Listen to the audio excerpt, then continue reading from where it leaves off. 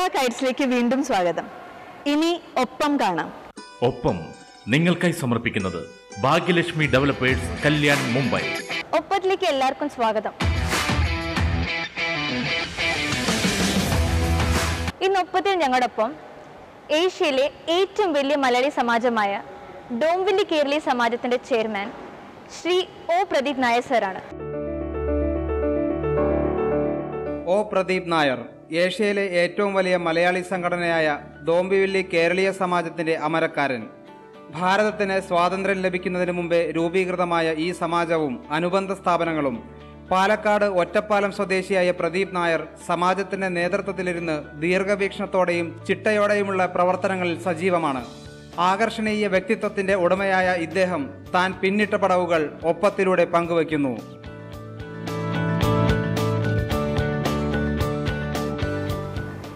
Hello sir. Hello sir, പറയൂ, എങ്ങനെയാണ് ഈ മാനേജ് ചെയ്യുന്നത് ഇത്രയും വലിയൊരു അസോസിയേഷൻ? ഞാനല്ല ശരിക്കും മാനേജ് ചെയ്യുന്നത്. ഇത് 6000-ഓളം വരുന്ന ഡോംബിവലിയിലെ കേരളീയ സമാജത്തിൻ്റെ ഓരോ മെമ്പർമാരുമാണ് ഇതിൻ്റെ അസറ്റ്. അവരുടെ കുടുംബാംഗങ്ങളാണ് ഇതിൻ്റെ അസറ്റ്. ഇന്ത്യയിൽ തന്നെ ഈ പ്രസ്ഥാനത്തിൽ ഡെമോക്രാറ്റിക് സെറ്റപ്പിലാണ് ഇലക്ഷൻ നടക്കുന്നത്. എല്ലാ 2 വർഷം കൂടുമ്പോഴും പുതിയ ഭരണസമിതി അധികാരത്തിൽ വരുന്നു.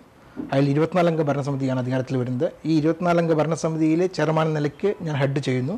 പക്ഷേ ഞങ്ങളെ സംബന്ധിച്ചിടത്തോളം ഒരു കൂട്ടായ ബലത്തിൻ്റെ പരിണിതഫലമാണ് ഈ പ്രസ്ഥാനത്തിൻ്റെ വിജയം.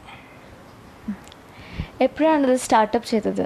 ഇത് 1946 ഇന്ത്യക്ക് സ്വാതന്ത്ര്യം കിട്ടുന്നതിന് 1 വർഷം മുമ്പാണ് ഈ പ്രസ്ഥാനം ഡോംബിവലിയിൽ സ്റ്റാർട്ട് ചെയ്യുന്നത്. കേരളത്തിൽ നിന്നും ജോലിക്ക് വേണ്ടി കുടിയേറിയ കുറച്ച് മലയാളികൾ, 5-6 മലയാളികൾ ചേർന്ന് രൂപം കൊടുത്ത ഒരു പ്രസ്ഥാനമാണ് ഇന്ന് ഇത്രയും വലിയ ഒരു പ്രസ്ഥാനമായി നിലനിൽക്കുന്നത്. അന്ന് ഇത്ര വലിയ സ്വപ്നങ്ങളൊന്നും അവർ കണ്ടിട്ടുണ്ടായിരുന്നില്ല. സ്വന്തം കുട്ടികൾക്ക് വേണ്ടി ഒരു കിൻഡർ ഗാർഡൻ എന്ന രീതിയിൽ ഒരു ഇംഗ്ലീഷ് മീഡിയം കിൻഡർ ഗാർഡനാണ് സ്റ്റാർട്ട് ചെയ്തത്. ഇന്ന് 67 വർഷത്തിന് ശേഷം ആ പ്രസ്ഥാനം ഏകദേശം 5 സ്കൂളുകളും 2 കോളേജുകളും 7 ലൈബ്രറികളും 6000-ഓളം മെമ്പർമാരുമായിട്ട് പറന്നു പന്തലിച്ച് ഏഷ്യയിലെ ഏറ്റവും വലിയ മലയാളി പ്രസ്ഥാനമായി നിലനിൽക്കുന്നു. എത്രയൊക്കെ ഇൻസ്റ്റിറ്റ്യൂഷനാണ് ഇതിൽ റിലേറ്റഡ് ആയിട്ടുള്ളത്? ഇപ്പോൾ പ്രസന്റ് കേരളീയ സമാജം ഡോംബിവലിയുടെ അണ്ടറിൽ 5 സ്കൂളുകളുണ്ട്. ഈ school Maharashtra state board syllabus ആണ്. ജൂനിയർ KG മുതൽ നഴ്സറി മുതൽ 10ാം ക്ലാസ് വരെ ഉള്ള 5 സ്കൂളുകൾ, കൂടാതെ എയ്ഡഡും അൺഎയ്ഡഡും പോലെയുള്ള 2 കോളേജുകൾ, മഹാരാഷ്ട്ര യൂണിവേഴ്സിറ്റി ആക്ട് പ്രകാരമുള്ള എയ്ഡഡും അതേപോലെ തന്നെ മാനേജ്മെൻറ്റ് കോഴ്സുകൾ നടത്തുന്ന വേറെ കോളേജും പോലെ 2 കോളേജുകൾ, ഇങ്ങനെ 7 വിദ്യാഭ്യാസ സ്ഥാപനങ്ങളാണ് ഇന്ന് ഈ പ്രസ്ഥാനം നടത്തുന്നത്. അവരുടെയൊക്കെ സപ്പോർട്ട് നല്ലോണം കിട്ടാറുണ്ടല്ലേ?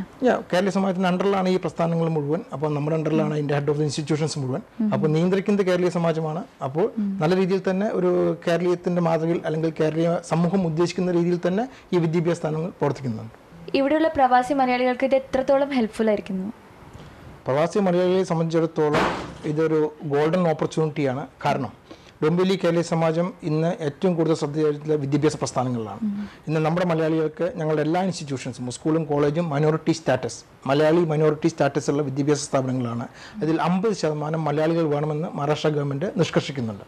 അപ്പോൾ ഇവിടെ മെമ്പർമാരായ അല്ലെങ്കിൽ ഇതിൻ്റെ ചുറ്റുപാടുമുള്ള എല്ലാ മലയാളി കുട്ടികൾക്കും നമ്മുടെ സ്കൂളിലും കോളേജിലും അഡ്മിഷൻ കിട്ടുന്നു എന്നുള്ളതാണ് ഇതിൻ്റെ രസകരമായ വസ്തുത. അതുകൊണ്ട് പ്രവാസി മലയാളികളെ സംബന്ധിച്ചിടത്തോളം ഈ വിദ്യാഭ്യാസ സ്ഥാപനം അവർക്ക് എന്നും ഒരു വലിയ നേട്ടം തന്നെയാണ്.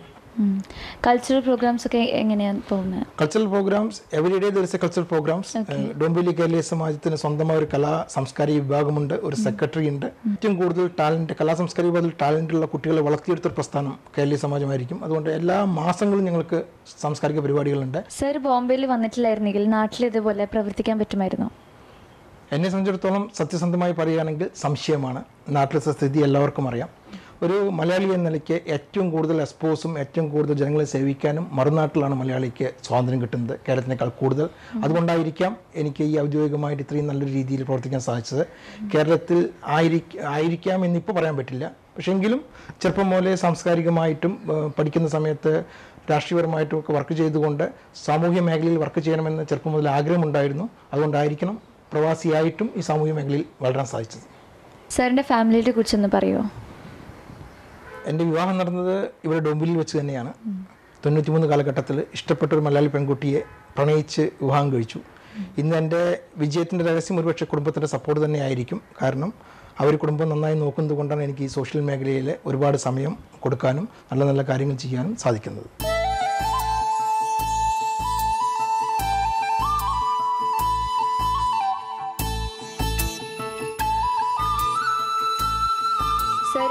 ഓഫീസ് വർക്കും കേരള സമാജം വർക്കായിട്ട് ഓടി നടക്കുമ്പോൾ മാം എങ്ങനെ വീട്ടിലത്തെ കാര്യങ്ങളൊക്കെ മാനേജ് ചെയ്യുന്നത്, കുട്ടികളും എല്ലാവരും?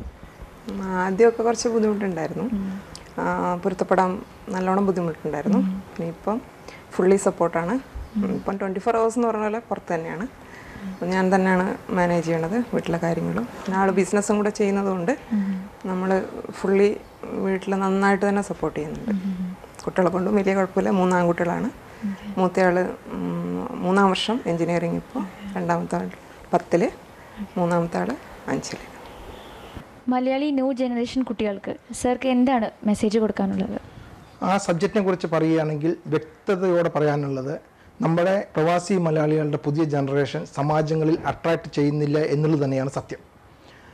നമ്മുടെ പുതിയ ജനറേഷനെ കൊണ്ടുവരാനുള്ള പുതിയ കർമ്മപദ്ധതികളുമായിട്ട് എല്ലാ മലയാളി സമാജങ്ങളും മുന്നോട്ട് വരണം. അതിൻ്റെ ഒരു ഭാഗം എന്ന നിലയ്ക്ക് കേരളീയ സമാജം ഡോംബിവലി വനിതാ വിഭാഗം, യൂത്ത് വിങ്, കലാസംസ്കാരിക വിഭാഗം എന്നീ 3 മേഖലയിലേക്ക് നമ്മുടെ പുതിയ ജനറേഷനെ അട്രാക്റ്റ് ചെയ്യാവുന്ന രീതിയിലേക്ക് പുതിയ ഡിജിറ്റൽ സൈഡിൽ കൂടി ഉൾപ്പെടുത്തിക്കൊണ്ടുകൊണ്ട് പുതിയ വാട്സപ്പുകളോ സോഷ്യൽ മീഡിയകളോ ഫേസ്ബുക്ക് കൂട്ടായ്മകളോ രൂപപ്പെടുത്തിക്കൊണ്ട് എങ്ങനെ നമ്മുടെ ഓർഗനൈസേഷനിലേക്ക് നമ്മുടെ ജനറേഷനെ കൊണ്ടുവരാം എന്നുള്ള പരിശ്രമത്തിലാണ് കേരളീയ സമാജം ഡോംബിവലി. ഒരു പരിധിവരെ കേരളീയ സമാജം ഡോംബിവലി വിജയിച്ചിട്ടുണ്ടെങ്കിലും ഇന്നത്തെ നിലപാടിനോട് അല്ലെങ്കിൽ പഴയ പ്രസ്ഥാനത്തിനോട് പഴയ സാംസ്കാരികത്തിനോട് പുതിയ ജനറേഷൻ അഭികാമ്യമില്ല. അത് വളർത്തിയെടുക്കേണ്ട ചുമതല ഓരോ മെമ്പർമാരുടെയും ഓരോ പാരൻറ്റിൻ്റെയും കടമയാണ്. സ്വന്തം വീട്ടിൽ നിന്ന് സ്റ്റാർട്ട് ചെയ്തുകൊണ്ട് സൊസൈറ്റിയിലേക്ക് കൊടുന്നുകൊണ്ട് ഈ ഓർഗനൈസേഷനുമായി പുതിയ ജനറേഷനെ ബന്ധപ്പെടുത്തണം. ഇല്ല എന്നുണ്ടെങ്കിൽ നമ്മൾ ഈ കെട്ടിപ്പടുത്ത പ്രസ്ഥാനങ്ങളെല്ലാം നാളെ കൊണ്ടു നടക്കാൻ ആളില്ലാത്തൊരു സ്ഥിതിവിശേഷത്തിലേക്ക് വരും. ഇവിടുത്തെ തദ്ദേശവാസികളായ ഇവിടുത്തെ ആൾക്കാർ അത് അടിച്ചുമാറ്റും. പല സ്ഥലങ്ങളിലും കേരളീയ സമാജത്തിൻ്റെ അസറ്റുകളൊക്കെ തദ്ദേശവാസികൾ അടിച്ചു മാറ്റിയിട്ടുണ്ട്. അതിൽ നിന്നും ഉപരിയായിക്കൊണ്ട് നമ്മുടെ ജനറേഷനെ കൂടി ഈ മുഖ്യധാരയിലേക്ക് കൊണ്ടുവരേണ്ട ചുമതല എല്ലാ മലയാളി പ്രവാസി മലയാളികൾക്കുമുണ്ട്, എല്ലാ അച്ഛനമ്മമാർക്കുമുണ്ട്, എല്ലാ കുടുംബങ്ങൾക്കുമുണ്ട്. Thank you so much sir, ഇത്ര നേരം ഞങ്ങളോടൊപ്പം സഹകരിച്ചതിന്. So let's wind up this episode and we'll meet in the next episode with another personality. Till then, bye, take care. Shruti Mohan signing out.